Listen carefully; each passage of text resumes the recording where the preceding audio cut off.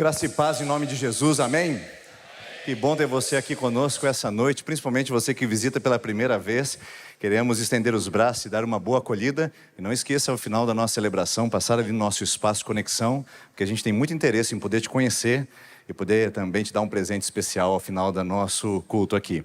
Nós estamos com a nossa série de mensagens de Escola da Vida, e essa proposta é para falar sobre personagens bíblicos e explicar sobre as experiências e dilemas de gente como a gente, de gente suscetível e também vulnerável, como você e como eu, que experimentaram as maiores adversidades da vida e as maiores experiências também, e nos deixaram registradas nas histórias ou nas escrituras, atitudes, ações, comportamentos que são para nós verdadeiros ensinos, e por isso nós chamamos de Escola da Vida, onde nós aprendemos com personagens bíblicos. E hoje eu quero conversar com você sobre esse personagem todo especial, chamado de Estevão. E se eu pudesse dar um título ao nome de Estevão, ou a essa mensagem essa noite, seria Estevão, um discípulo sem ambiguidades. Estevão, um discípulo sem ambiguidades. Dizemos que é ambíguo, na gramática de língua portuguesa, uma sentença que permite mais do que uma interpretação. Falamos que é ambíguo algo que produz mais do que um sentido. Inclusive, muitas vezes, sentidos até mesmo opostos entre si. Quando nós falamos em ambiguidade, nós estamos falando na construção de um quadro, de um cenário, de uma sentença, de um termo, que permite para nós uma polissemia. O que é polissemia? É múltiplos sentidos atribuídos àquilo. E certamente que a ambiguidade, ela gera para nós incerteza, indeterminação, confusão, e tudo isso é gerado porque não há uma definição específica. Depende como se entende. Fica à mercê do intérprete o que se percebe sobre o que foi dito. Vou te dar um exemplo clássico de ambiguidade aqui, e um problema que muitas vezes não é bem resolvido. Eu tenho aqui o meu copo com água, e eu quero mostrar para você aqui e fazer aquela pergunta clássica. E eu quero dizer para você, esse copo está meio cheio ou ele está meio vazio? O que você acha? Meio cheio ou meio vazio? Vamos a votos, vamos lá. Os que acham que está meio vazio, levanta a mão para eu saber. Isso, obrigado, obrigado. Pouca gente. Quem acha que está meio cheio? Ah, vocês fizeram aula de coaching, né? E sabem disso. Então o copo nunca está meio vazio, está sempre cheio, né? Sempre para essa perspectiva, meio cheio. A verdade é que quando nós olhamos para essa realidade e quando nós queremos interpretar, na verdade existem muitas condições e também muitas perspectivas. Alguns podem até elaborar a sua sentença dizendo, está meio vazio, porque a força exercida pelo vácuo da gravidade, tarará, tarará. O outro pode dizer, não, está meio cheio, porque os minerais compostos desse elemento químico, H2O, a verdade é que as pessoas tentam florear, tentam puxar argumentos, tentam convencer para uma coisa que tem múltiplos significados. Se você, essa noite, disse que está meio vazio, você acertou, em cheio. E não é que você é pessimista, que vê a vida de outro ângulo, isso é balela e conversa fiada. Se o copo, e você disse que está meio cheio, você também acertou, olha que legal. Porque essa situação, essa dinâmica, permite esses múltiplos significados e essas múltiplas interpretações. Esta é a crise da igreja cristã. Porque nós temos, sim, os cristãos ambíguos. Nós temos um certo tipo de cristianismo polissêmico, que é, na verdade, o resultado imediato de gente que ainda fica titubeando, cocheando entre dois pensamentos. Elas não sabem se são de Deus ou se são do mundo. Elas não sabem se fizeram opção pela fé ou se ainda mantêm o controle da sua história. Elas não sabem se entregam-se ao rio de Deus verdadeiramente ou continuam se abastecendo das fontes humanas. Essas pessoas estão ambíguas na vida, criando e gerando um comportamento polissêmico e certamente um cristianismo de muitos significados. Por isso que nós estamos conseguindo, de uma maneira absurda e completamente incoerente, conjugar na mesma sentença cristã valores completamente diferentes da palavra de Deus. Nós estamos conseguindo, de uma maneira completamente estranha, fazer com que a gramática do céu seja adaptada à minha gramática de mercado, à minha gramática de conquista pessoal, à minha gramática de ser humano pós-moderno, à minha condição de construir as minhas próprias sentenças. Então eu trago valores do reino de Deus e coloco numa sentença que deixa incoerente, com múltiplos significados. Por isso que quando nós falamos, você é um cristão, algumas pessoas respondem com surpresa, hã? Ele é crente? Ele é da sua igreja? Eu não sei se eu fico feliz ou se eu fico triste quando eu falo para alguém, o fulano que trabalha com você é da minha igreja. A pessoa fala assim, ele é da sua igreja? Eu não sei o que ela quer dizer com isso, às vezes eu evito perguntar. Mas a maioria das vezes eu falo, o que você quis dizer com essa surpresa? Porque é polissemia. O que significa ser cristão? O que significa de fato ser discípulo de Jesus? Esse mundo está tão imiscuído, tão misturado, com tantos argumentos e tantas terminologias, que nós mal conseguimos definir isso. Mas eu quero trazer um senso de paz ao nosso coração, que isso não é a primeira vez que acontece na história da cristandade. Logo na igreja primitiva, Tiago, que é um dos apóstolos, chamado de irmão de Jesus, ele escreve uma carta explicando da incoerência entre tentar conjugar Deus e o mundo na mesma gramática e na mesma sentença. Então, na semântica de Tiago, ele diz o seguinte, infiéis, vocês não sabem que a amizade com o mundo é inimiga de Deus? Vocês não podem ser amigos do mundo e de Deus ao mesmo tempo. Tiago capítulo 4, versículo 4. Então ele está dizendo, existe uma linha de corte.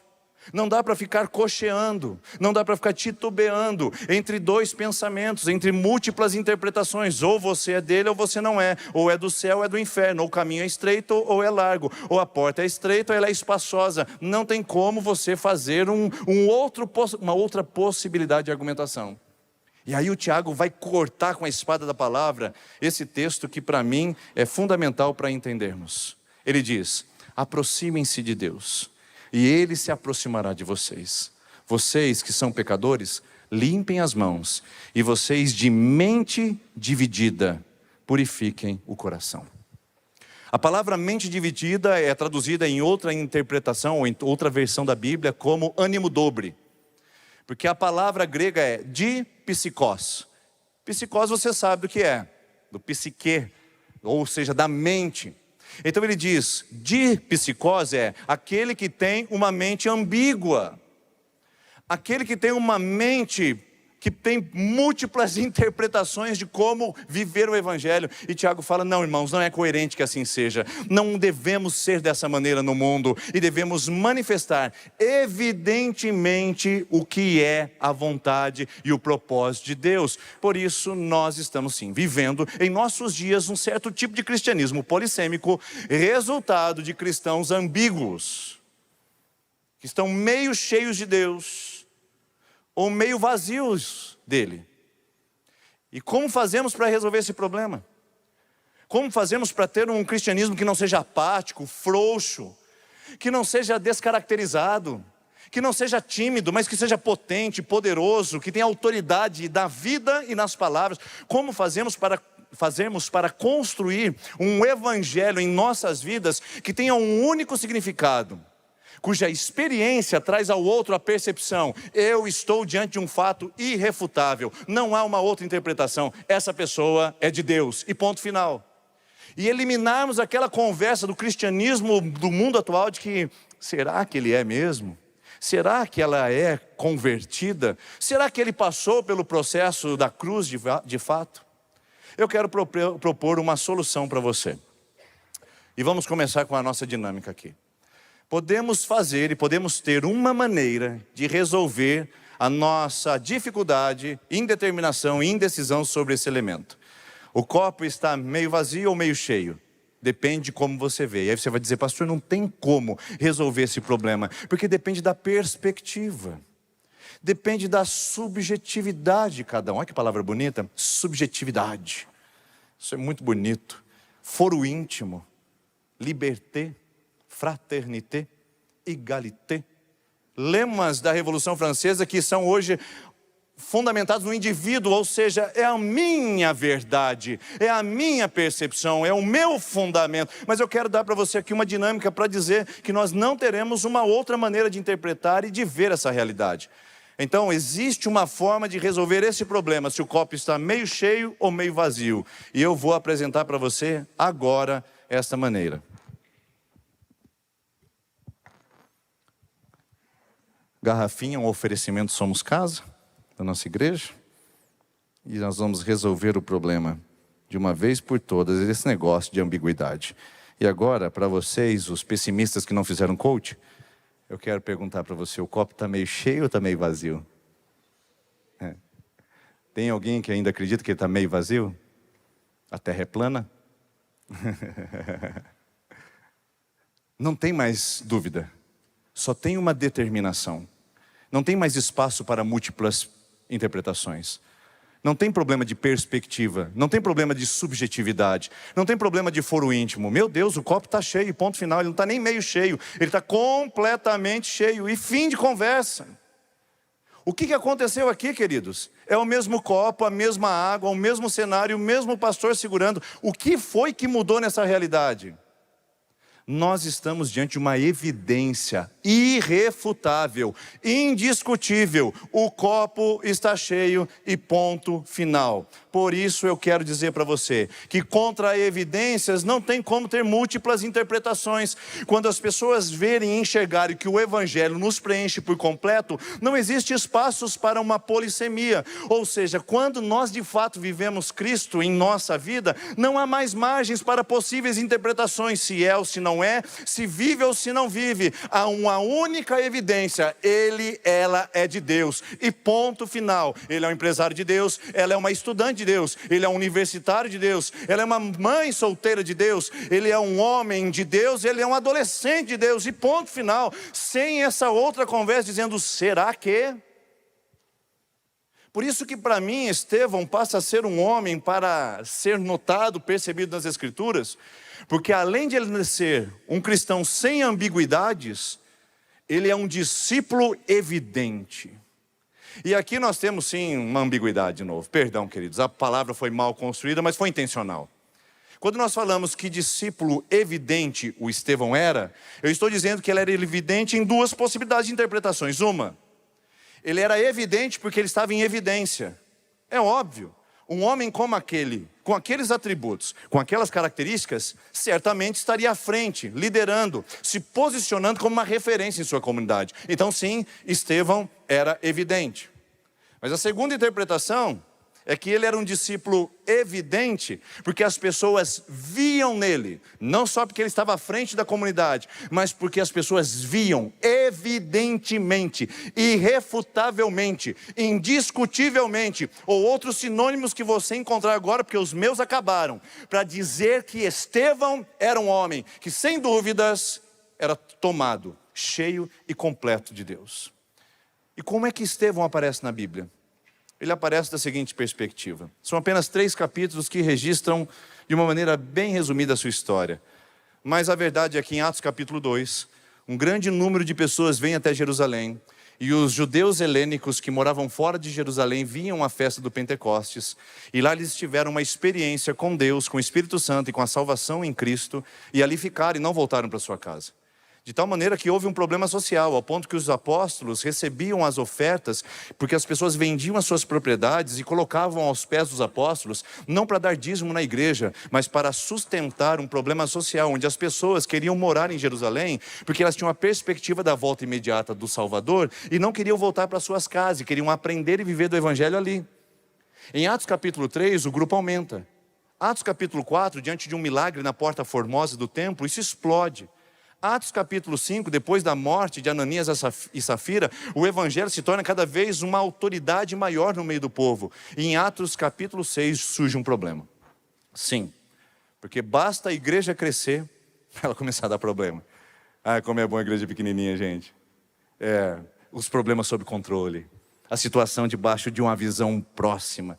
E é por isso que muitos não querem crescer, porque crescer dói, e crescer traz sofrimento, e crescer traz problemas. Enquanto a comunidade era de 12, de 120, estava tudo indo bem, mas de repente eram 3.000, de repente 5.000. E isso só foi multiplicando ao ponto de chegar em Atos capítulo 6 e eles terem um problema de crescimento de igreja. Por isso que toda igreja que cresce, e toda igreja que amplia o número de discípulos, indubitavelmente também amplia o seu número de dificuldades e de problemas. É natural e proporcional. Só que às vezes um pouquinho maior ainda, porque nós estamos falando de estruturas onde muitas vezes se tornam obsoletas e a gente não consegue corresponder e tem que refazer. E é isso que o colegiado de apóstolos quer fazer.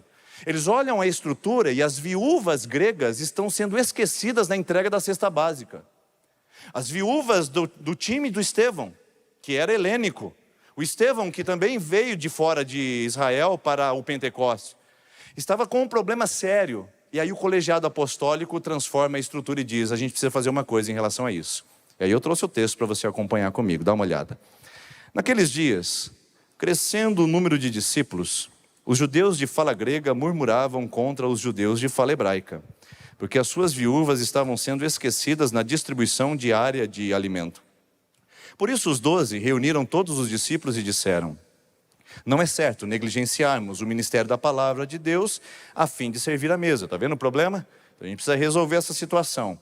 E aí eles trouxeram a proposta. Irmãos, escolham entre vocês 7 homens de bom testemunho, cheios do espírito de sabedoria, e os encarreguemos desta tarefa. São homens irrepreensíveis. A palavra bom testemunho significa aqueles que têm uma boa reputação e que são irrepreensíveis. E aí o texto diz, tal proposta agradou a todos.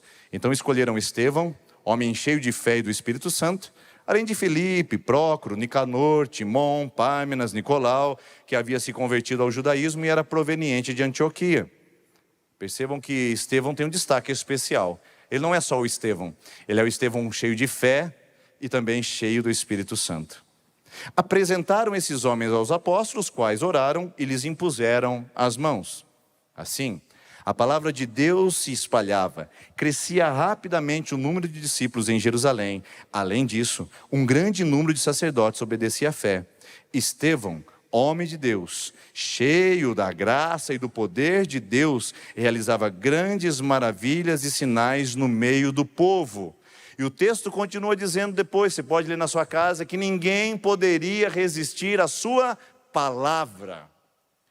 Estevão tem 2 atributos indiscutíveis aqui nesta apresentação biográfica resumida. A primeira é que ele é irrepreensível.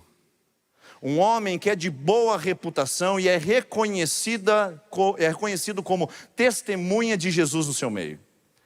Como nós precisamos de um cristianismo de autoridade e de reputação, queridos. Como nós precisamos de um cristianismo de bom testemunho nos nossos dias. De homens e mulheres que sejam irrepreensíveis. Porque ser irrepreensível, presta atenção aqui em mim, porque isso é importante para você entender. Irrepreensível não é aquele que nunca falha, mas é aquele que não tem do que se envergonhar. Todos nós falharemos e erraremos. Pensar que não pecaremos é uma utopia e uma mentira. Mas a verdade é que podemos ser irrepreensíveis, que podemos andar de cabeça erguida e com dignidade, seja no trabalho ou seja dentro de casa, seja na igreja ou seja na sociedade. Homens e mulheres, testemunhas do Evangelho, que são irrepreensíveis, porque não têm do que se envergonhar. Não é que não erram, mas que tratam tudo isso no Senhor e não têm do que se envergonhar. Essa é a primeira característica. A segunda é que ele é um homem irresistível. Estevão é conhecido pelo seu atributo e ninguém consegue resistir à sua palavra, porque Estevão prega aos ouvidos, mas também prega aos olhos. As pessoas não apenas ouvem de Estevão, as pessoas também veem de Estevão. Elas enxergam Estevão, elas são atraídas pelo comportamento e pela vida de Estevão. Sim, porque Estevão tem um conteúdo diferente do que qualquer outra coisa. Estevão não se apresenta como aquele que tem um título. Ele não é aquele que tem posição, ele não é aquele que tem uma biografia, ele não é aquele que tem uma história de tradição dentro da igreja. Estevão é um homem que tem vida e tem dentro da sua vida conteúdo. Prova disso é que ele é conhecido como homem cheio de fé, do Espírito, de sabedoria, de graça e de poder. 5 atributos que são relacionados à sua vida.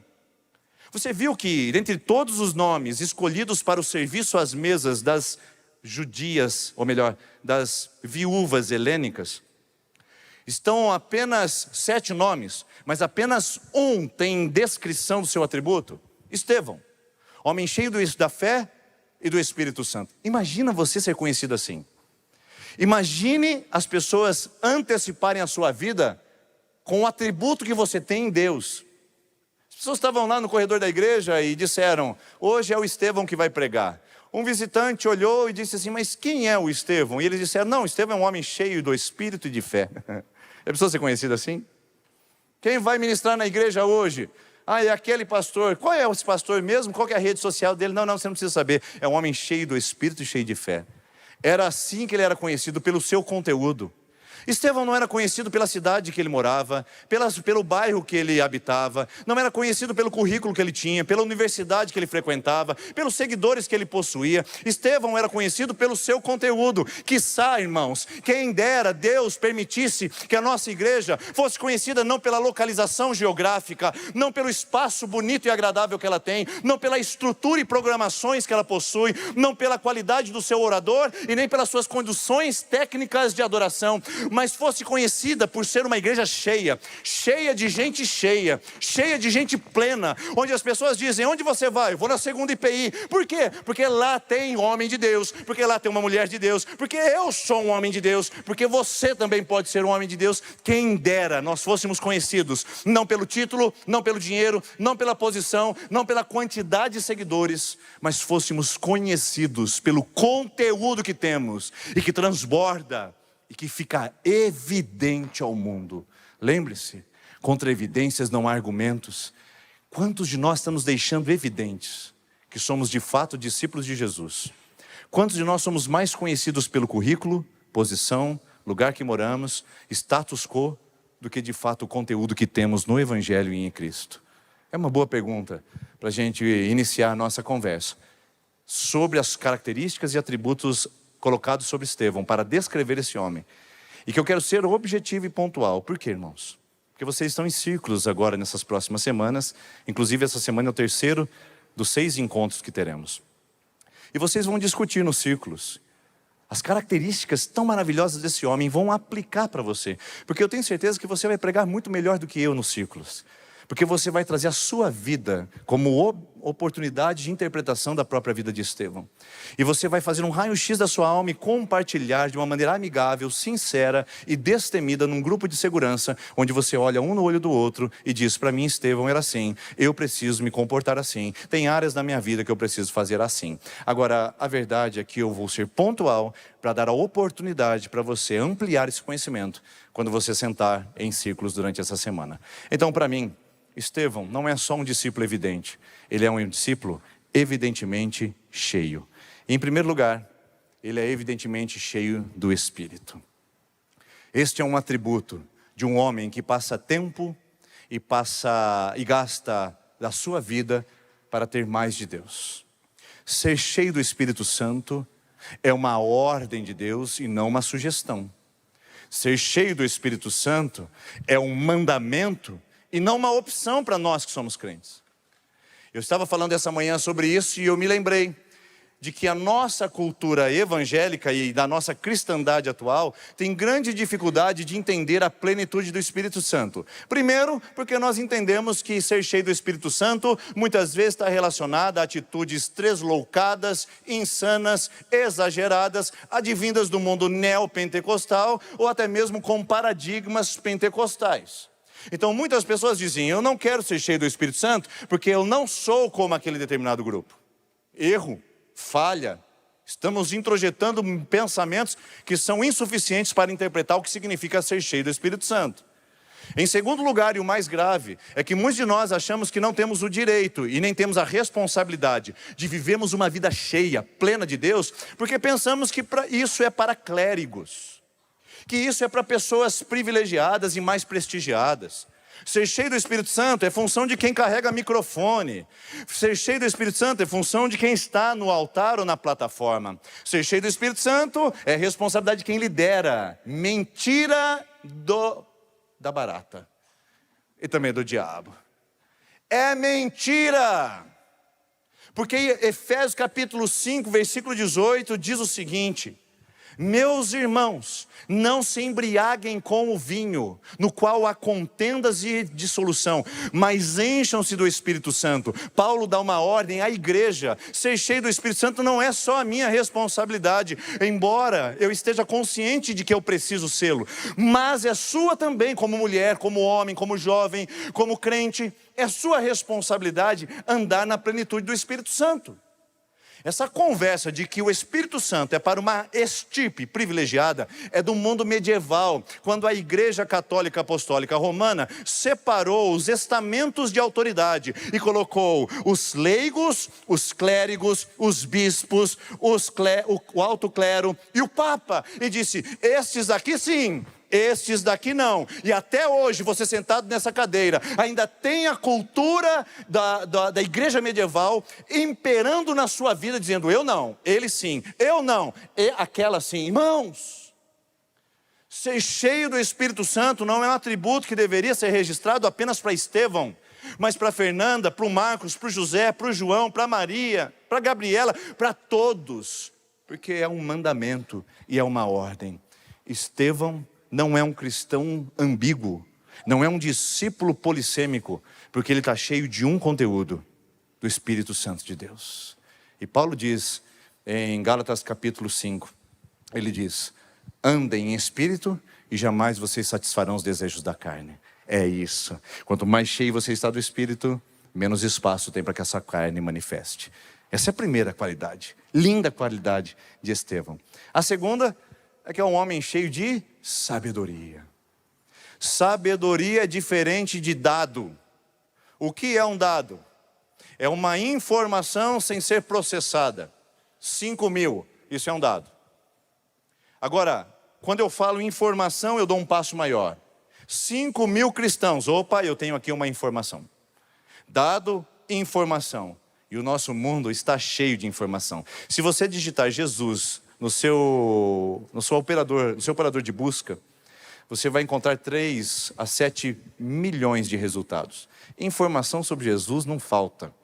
Informação não falta para você que tem tudo isso a um palmo de distância, não é verdade? Inclusive você já está até transferindo o seu HD para isso. Hoje você nem se importa mais em conhecer, nem se importa em reter informações, processar informações, criticar informações, porque você pode consultar a informação.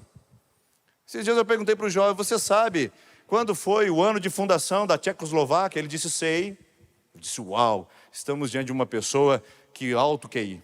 E eu disse: quando foi? Ele pegou o celular e falou: peraí, foi tal dia de setembro, não sei de quando. Eu falei: você não sabe, você sim está aqui. Porque as pessoas já associaram o seu conhecimento com o acesso à informação. E é por isso que muitos de nós temos sido adeptos do fake news, temos absorvido informações de evangelistas que nada tem de evangelho, temos consumido uma palavra cada vez mais vazia, superficial e rasa, que tem sido péssimo nutriente para a nossa vida cristã, e por isso não me admira de muitas pessoas estarem rastejando, sofrendo numa vida cristã medíocre. Muita gente com muita informação, pouca gente com muito conhecimento. Só que conhecimento também não é suficiente, porque conhecimento é o que eu sei, o que eu interpreto, o que eu recebo. Mas ele não é suficiente da perspectiva bíblica, porque a palavra de Deus diz o seguinte: confie em Deus de todo o seu coração, disse o sábio Salomão, e não te apoie no seu próprio entendimento. Não adianta ter graduação, mestrado, doutorado, PhD, não adianta ter todas as formações possíveis e tomar decisões imbecis. Falta sabedoria. Uma pessoa que tem um cabeção gigante, se tombar de lado, perde o equilíbrio. De tanta informação e conhecimento, chamado e nomeado para discursar em plateias cada vez maiores, diante da evidência do seu saber, mas que está destruindo a própria casa, com palavras ferinas com a sua esposa, inibindo os sonhos dos seus próprios filhos, sendo apático na sua posição sacerdotal. Tem conhecimento, mas não tem atitude, tem conhecimento, mas não tem vida cristã, tem conhecimento, mas não tem sabedoria, e sabedoria é Deus quem dá, não é o mundo que oferece. Tiago, o irmão de Jesus, escreveu: se alguém tem necessidade de sabedoria, Tiago capítulo 1, versículo 6, peça a Deus, porque Deus dá a todos de maneira democrática e livre. Por isso precisamos de cristãos, discípulos de Jesus, que não sejam ambíguos no conhecimento, que saibam e vivam uma sabedoria que não é humana, mas uma sabedoria que é divina, para nos portarmos e respondermos à vida que temos de desafio nesse mundo. Em terceiro, cheio de fé. Deixa eu tomar uma água aqui que secou a garganta. Quando a gente diz que Estevão é um homem cheio de fé, nós estamos falando que o conteúdo dele é esse. E fé é a essência da vida cristã. Não dá para ter controle e ter fé. Não dá para ter autossuficiência e ter fé. São construtos e absolutos da sociedade pós-moderna.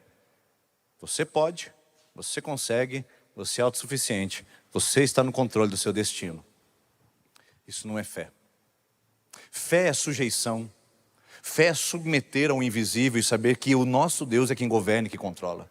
Segunda carta de Paulo aos Coríntios, capítulo 5, versículo 7, Paulo diz: visto que nós andamos por fé e não pelo que nós vemos. Este é o princípio. A caminhada do crente em Cristo, do verdadeiro discípulo, é uma caminhada de olhos fechados. Porque confia, porque entrega, porque submete o seu governo ao governo daquele que pode coordenar todas as coisas e nunca falhou desde a criação do mundo e do universo. Desde que Ele é Deus, Ele nunca mentiu, nunca falhou, e o universo continua sendo o universo. Quer haja guerra no Oriente, quer haja queda na Bolsa de Valores, quebra de investimentos, onde for, Ele continua sendo Deus. Com pandemia ou sem pandemia, nós andamos por fé e não pelo que nós vemos. Estevão fecha os olhos e anda tranquilamente num mundo cheio de ameaças. Por isso que ele consegue ser o primeiro mártir da igreja cristã, sabia disso? Ele fecha os seus olhos diante dos seus algozes, porque quando ele vai testemunhar de Jesus perante os judeus pegam as pedras e começam a arremessar contra ele, apedrejá-lo por ser causador de blasfêmia contra o Deus de Israel. Estevão fecha os olhos e diz: Pai, perdoa, porque eles não sabem o que estão fazendo. Que não recaia sobre eles o sangue desse ato. Um homem cheio de compaixão, que consegue ser mártir, fechando os olhos e dizendo: Deus está no controle. Por muito menos a gente arruma encrenca. Por muito menos a gente se transforma em pessoas grosseiras, intragáveis. E Estevão fecha os olhos e diz: Senhor, é por fé que eu vivo. É por fé que eu ando. E eu não sei se eu estou falando, quando eu prego ao redor do Brasil, se eu não estou falando a uma igreja cheia de cristãos ateus. Aqui está uma ambiguidade, ou melhor, um paradoxo. Como pode um cristão ser ateu? E pode, sabe? O cristão ateu é o seguinte: a definição de um cristão ateu, dado por Craig Groeschel, um pastor norte-americano que escreveu um livro, O Cristão Ateu, é o seguinte: cristãos ateus são aqueles que acreditam que Deus existe, mas que vivem como se Ele não existisse. Meu Deus, o cristianismo ambíguo é isso, paradoxal. Gente que diz: eu acredito em Deus, eu creio na criação e não na ignorância da evolução. Eu creio no Criador, mas quando diz respeito aos meus negócios, eu creio em mim. Quando diz respeito à minha família, eu creio em mim. Quando diz respeito à minha vida, eu creio em mim. Quando eu diz respeito a escolher o meu cônjuge ou a parceiro da minha vida, eu creio em mim. Quando diz respeito às capacidades, eu creio em mim. É cristão ateu, que diz que Deus existe, mas vive como se Ele não fosse. Estevão não é desse tipo de pessoa, por isso que ele é caracterizado no meio da comunidade como quem anda por fé e não por vista. Bom, vamos adiantar a conversa, depois você conversa isso no seu pequeno grupo. Um homem cheio de graça. As pessoas olhavam e viam nele graça. A palavra graça em grego significa caristos, que vem a nossa palavra carisma. O que é uma pessoa carismática? É uma pessoa cheia de graça. É uma pessoa cheia de presentes. Onde ela chega, ela transborda. Ela transborda amor, ela transborda graça, ela transborda amizade, ela transborda perdão, ela transborda tolerância. Ela transborda, porque é isto que ela tem como conteúdo. E quando bate algo nela, ela transborda isso, é natural. Uma pessoa carismática, uma pessoa cheia de graça, é aquela que todo mundo quer andar perto dela. Que os filhos não vê a hora de ela retornar para casa. que os funcionários não veem embora, não vê a hora de ele voltar de férias, que o patrão não vê a hora de ele retornar à empresa, que a esposa não vê a hora de ele voltar do trabalho, e que o marido não vê a hora de ela retornar do seu trabalho. Pessoa cheia de graça é aquela que a gente quer estar perto. Elas têm uma lei de atração, uma força de atração, porque elas transbordam isso, elas vivem isso. E uma pessoa cheia de graça, ela transborda o ambiente, ela transforma o ambiente. Quando ela chega, o ambiente é de contenda, ela transforma, ela apazigua. O ambiente é de murmuração, ela estanca a murmuração. Meu irmão, deixa eu dar uma palavra para você aqui agora. Eu quero dar uma palavra para você, minha irmã. Se você chega no ambiente e tem conflito, e quando você chega o negócio pega fogo, eu quero garantir para você que você está meio cheio ou meio vazio. A verdade é que você é um cristão ambíguo. Se você chega numa mesa onde estão falando mal da sua liderança, ou estão fofocando sobre a vida de um terceiro, e isso amplia na sua presença, então você é um cristão ambíguo, meio cheio ou meio vazio. A verdade é que não podemos dizer que você está pleno.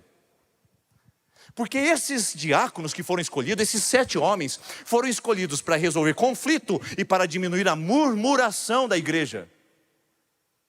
Eu poderia escolher você para diminuir um conflito da igreja, ou você aumentaria? Deus poderia escolher você no ministério para diminuir o conflito e a murmuração de um espaço da igreja, ou você aumentaria? Tem gente que não está no lugar que gostaria, porque Deus não permite, porque sabe que você é gasolina em fogo, não tem graça. Então é meio vazio, então se enche de raiva, de discórdia, de intemperança, enche-se de revolta, de indignação, falta sabedoria. E aí eu digo, cristão ambíguo. Porque no momento está cheio de algo de Deus, mas ao mesmo tempo está meio vazio de algo dele, pelo seu comportamento. Estevão não tem essa duplicidade, ele não tem essa dubiedade. Estevão é cheio de graça, o tempo todo, onde ele está. Eu fico preocupado com irmãos e irmãs que são consumidores de graça. Eles querem estar em ambiente onde não tem conflito, mas eles mesmos não fazem nenhum esforço para mudar a sua realidade. Gente que não suporta e não quer estar em ambientes onde tem desafios, mas eles mesmos não são capazes de transformar o lugar onde estão. Eu desconfio que você seja um discípulo evidente, está mais para um cristão ambíguo. Por isso que eu quero dizer uma frase para você, que me veio aqui esta manhã e eu quero compartilhar, que é a seguinte: consumidores de graça são coadjuvantes. Eles vão apenas para consumir onde tem graça, onde tem amor, onde tem alegria. Eles vão ali cenas para serem consumidores da graça. Eles mesmos não transbordam, eles mesmos não dão. São sanguessuga, me dá e me dá. É uma relação parasitária. Coloca na veia e diz, me dá graça, me dá ausência de conflito, me dá conforto, porque eu mesmo sou um tirano, eu sou mesmo complicado, mas eu quero graça no ambiente que eu vou. Você está se enxergando aí? Ninguém ligou para mim antes da mensagem, pode ficar tranquilo. Ninguém mandou mensagem dizendo que você estaria aqui. Só dizendo que isso é do humano.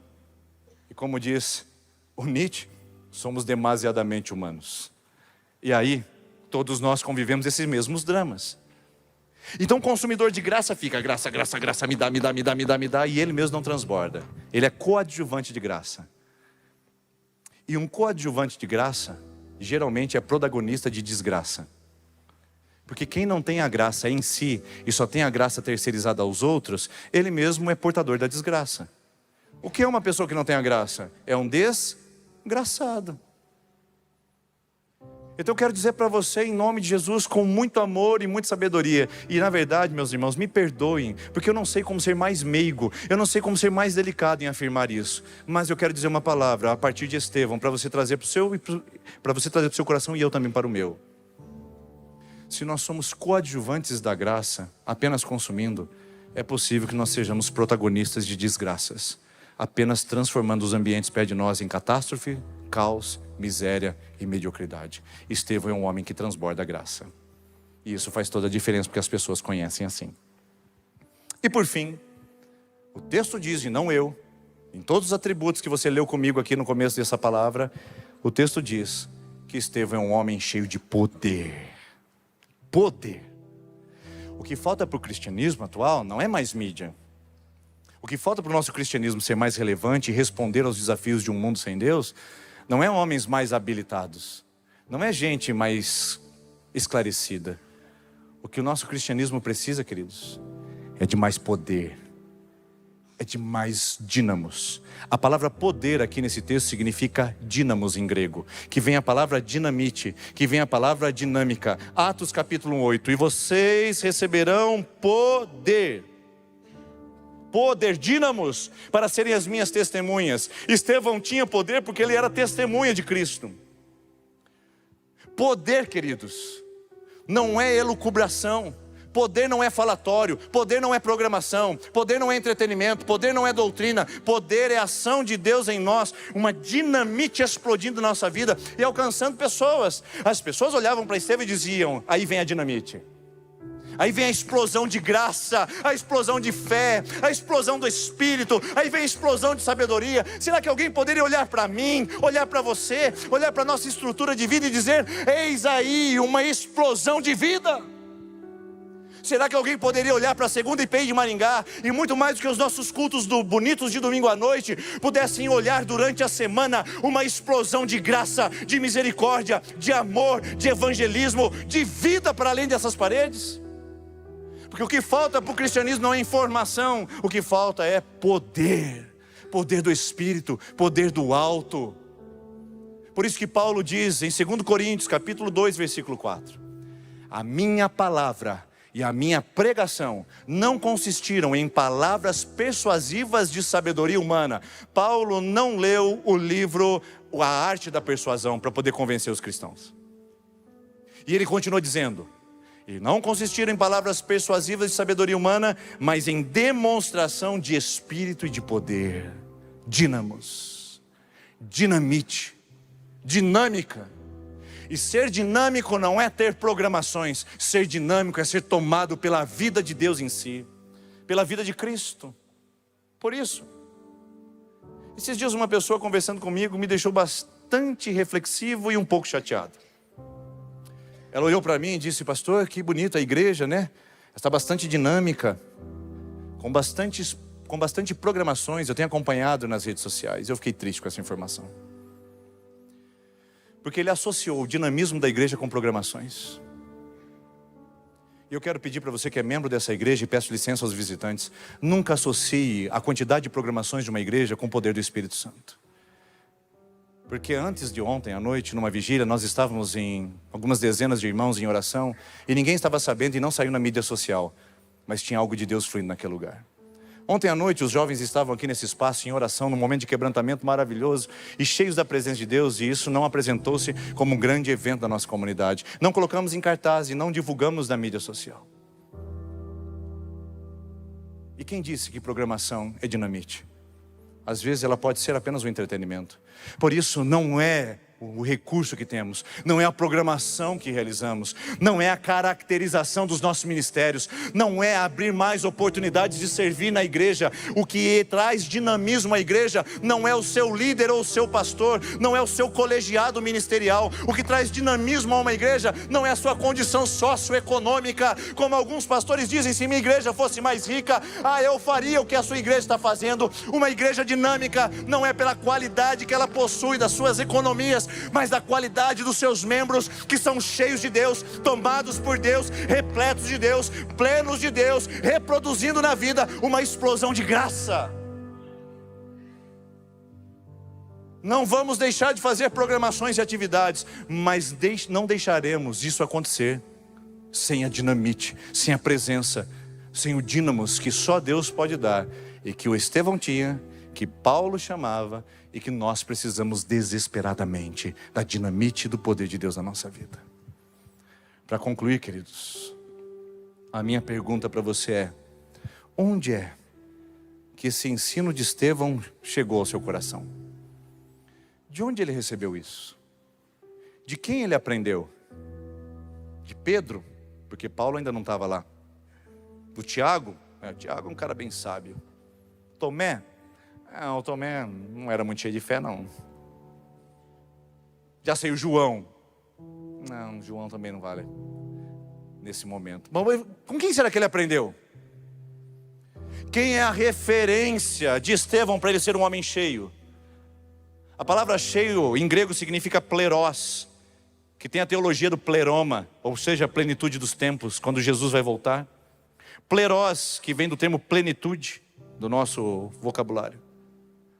E Paulo diz isso em Efésios capítulo 3, versículo número 19, ele diz: eu oro, irmãos, para que vocês conheçam todo o amor de Deus, a sua altura, a sua profundidade, a sua largura, e vocês conheçam o amor de Deus que excede a todo entendimento, e sejam cheios de toda a plenitude de Deus. A palavra grega para traduzir literalmente é: para que vocês sejam cheios do cheio de Deus. Paulo diz: eu não quero que vocês sejam cheios da doutrina, cheios da eclesiologia, cheios das programações. Eu quero que vocês sejam cheios do cheio de Deus. O que Deus tem, vocês têm que ter como conteúdo. O que Deus tem, vocês têm que assumir na sua vida. E eu pergunto para você mais uma vez: onde foi que Estevão aprendeu a ser cheio? Com quem que ele pegou esse referencial? João capítulo 1, versículo 14. E então o verbo se fez carne, Jesus Cristo de Nazaré, e habitou entre nós, e vimos a sua glória, glória como unigênito do Pai, cheio. Eu vou repetir: vimos a sua glória, glória como unigênito do Pai, cheio de graça e de verdade. Estevão diz: se é para ser discípulo dele, eu preciso ser cheio como ele foi. Se é para ser um cristão, eu preciso ser como Cristo for. Se for para ser discípulo, eu preciso transbordar como ele transbordou. Estevão aprende de Cristo. O problema da igreja cristã brasileira é que ela está aprendendo da doutrina, ela está aprendendo da liderança, ela está aprendendo da placa denominacional, ela está aprendendo da sua tradição e não mais de Cristo. O nosso problema é que nós estamos mais envolvidos com o cristianismo do que com Cristo. Por isso a palavra é: para ser cheio tem que ter referencial. E esse referencial é Jesus. Ele é o que estava cheio, que se esvaziou para se entregar por nós, para nos encher da sua vida. E agora, segundo IPI de Maringá, saia por essa porta e transborde a vida de Deus, porque Estevão aprendeu a lição, nos deixou a lição para dizer que não tem espaço para um cristianismo ambíguo. Você pode voltar domingo que vem, você é convidado para sentar nessas arquibancadas, você pode trazer os seus amigos, mas não tem espaço para um cristianismo ambíguo. Nessa igreja tem espaço para todo mundo, mas para a vida com Deus só tem espaço para um cristianismo determinado, inconfundível, que é o reflexo de vidas que imitam e transbordam de Jesus, como Estevão transbordou, do Espírito, da sabedoria, da fé, da graça e do poder. Quero convidar você a ficar em pé. Nós vamos cantar essa última canção. E eu queria convidar você para ser cheio. Porque se você for cheio, a parte vazia some, desaparece.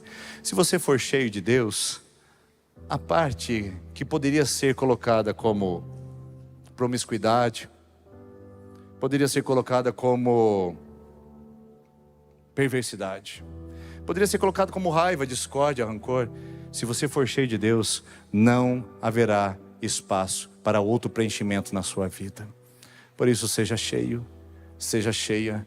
E não é um jargão, não é um clichê, e nem é uma frase de efeito, minha irmã e meu irmão.